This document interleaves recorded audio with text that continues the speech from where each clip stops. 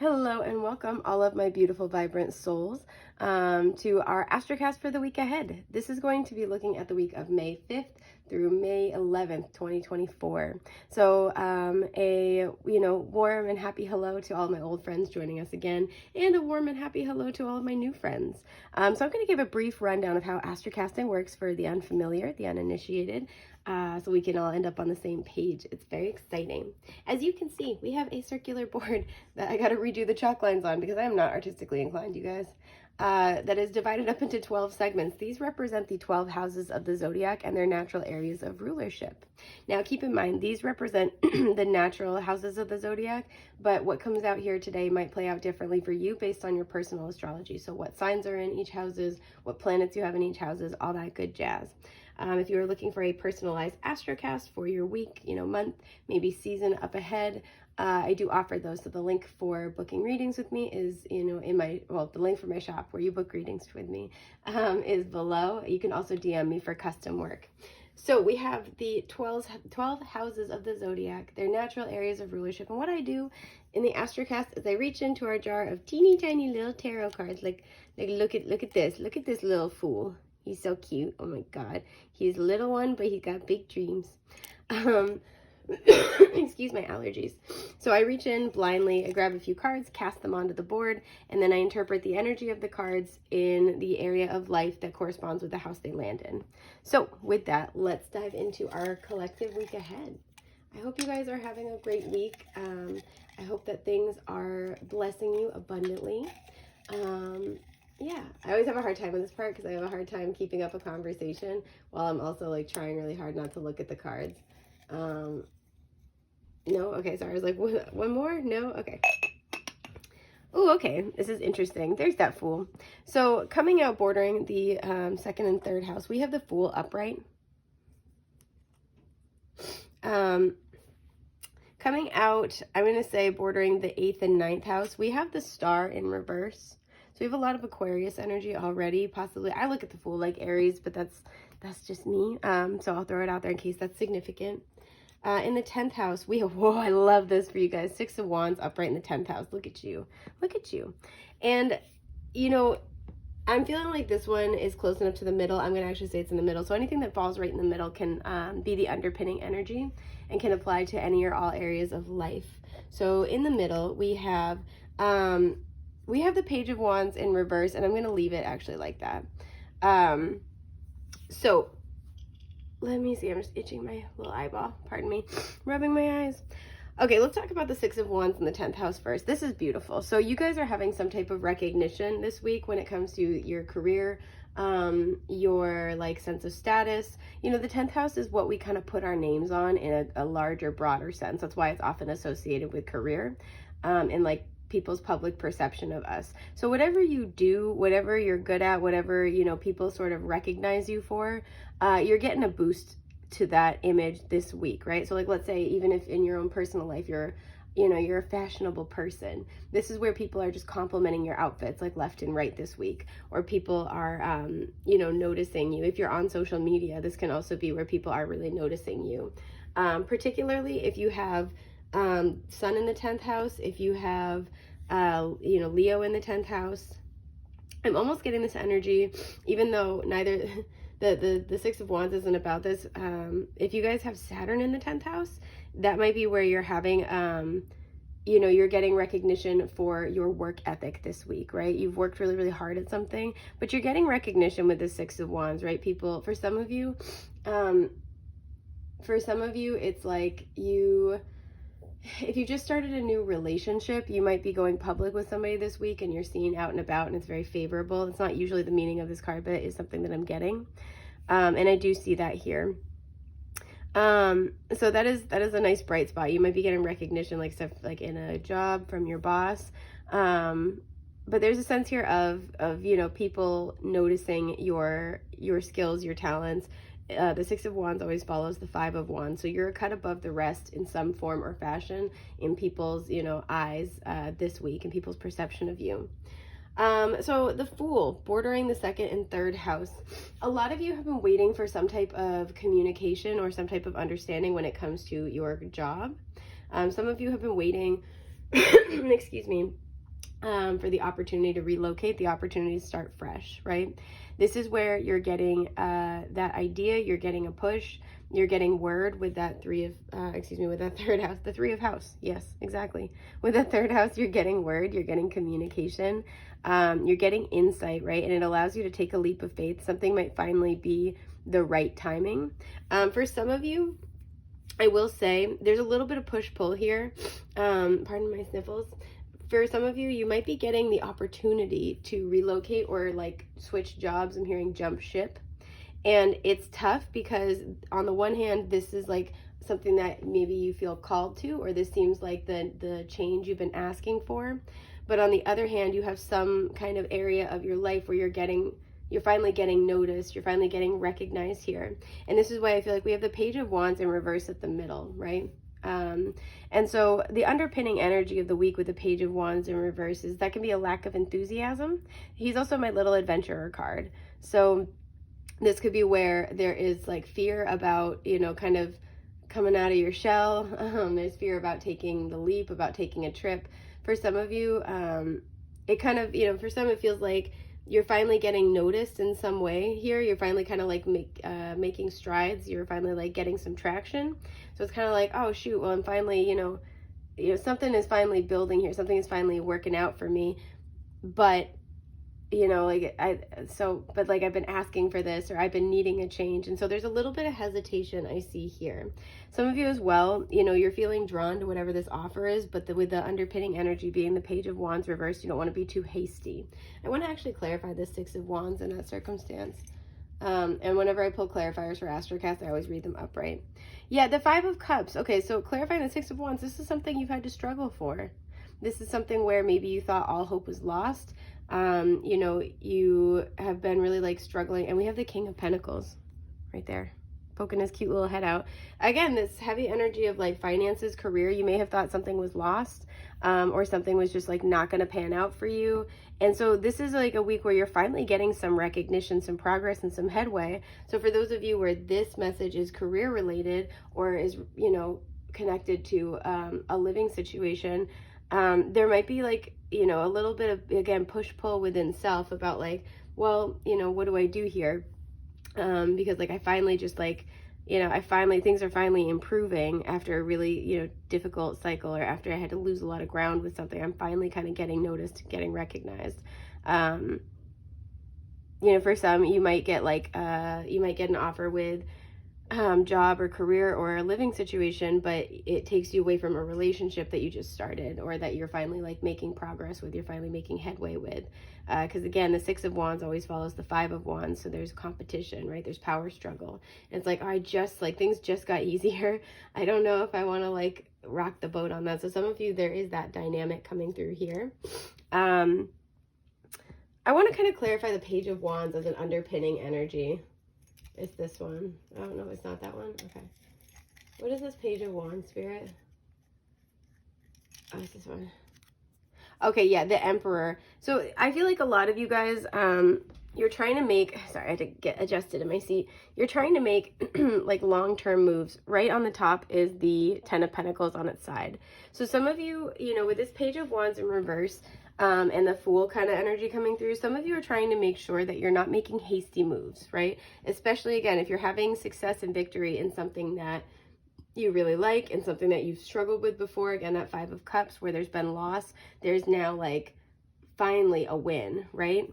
Some of you are like trying to kind of figure out, okay, this is something I've been wanting, or this feels like this is a brand new beginning that I've been asking for, but I don't want to be too hasty, right? So I do actually like that the underpinning energy is the Emperor clarifying the Page of Wands in reverse, because this feels like trying to make sure that you're making solid decisions, trying to make sure that you're not being too impulsive or hasty. So I really do like that. With the Fool bordering the second and third house, for some of you as well, the second house can really speak about, yes, our material possessions, our career, our finances, but it's our sense of security, and that has an internal manifestation in the terms of like referring to our comfort zones, what makes us feel stable, right? What we value because it brings us stability, and how we perceive our own value.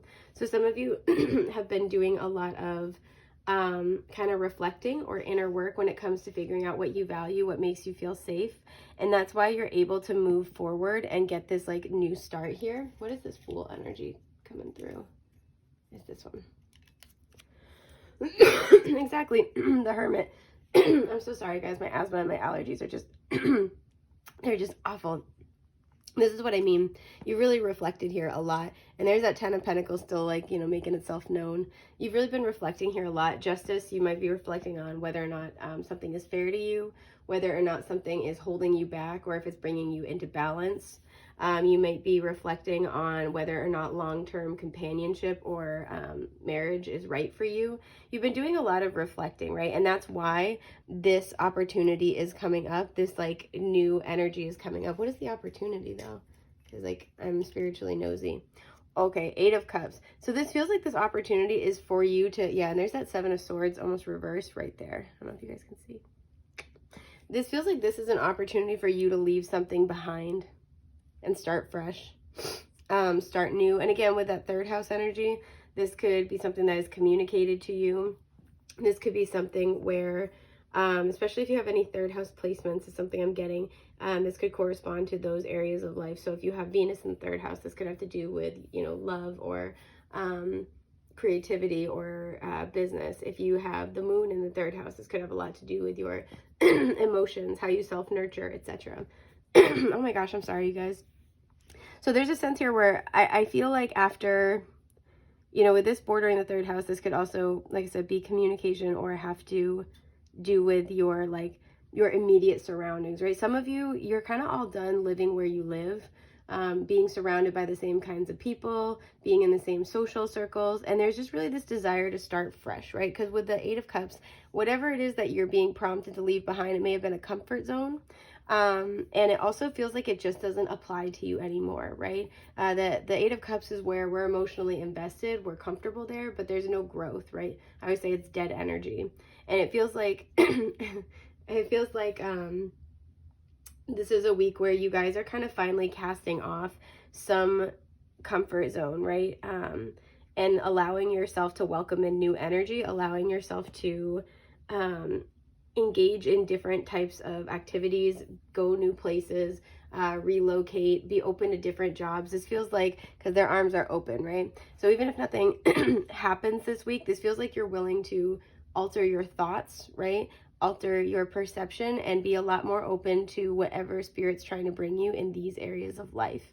And so with the Page of Wands reversed and the Emperor, it feels like in regards to this, excuse me, there could be trepidation about how to move forward or what to do or what that will look like in this new direction. But I do feel like there is this sense of like personal empowerment and control that comes out of the Emperor, where it's like, you know what, no, if I hate where I live, I'm gonna be open to like finally moving, right? I'm gonna be open to switching jobs. I'm gonna be open to you know, seeing things differently, trying to meet new types of people, whatever it might be for you.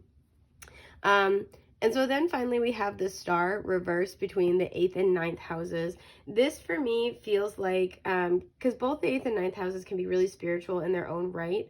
That 8th house energy is getting really close to, you know, like you're having to transform, right? You're stripping away the ego to get to the soul. So you're getting to the deep, you know, the depths of who you are, personally and spiritually. And the 9th house is getting a higher perspective here. And so having something bordering these two houses can kind of indicate that sort of the nexus of, you know, I'm finding out who I truly deeply am, and in the process I am expanding my perception, my philosophies, my beliefs, or I am now open to that, right? So again, there's very similar energies going on here.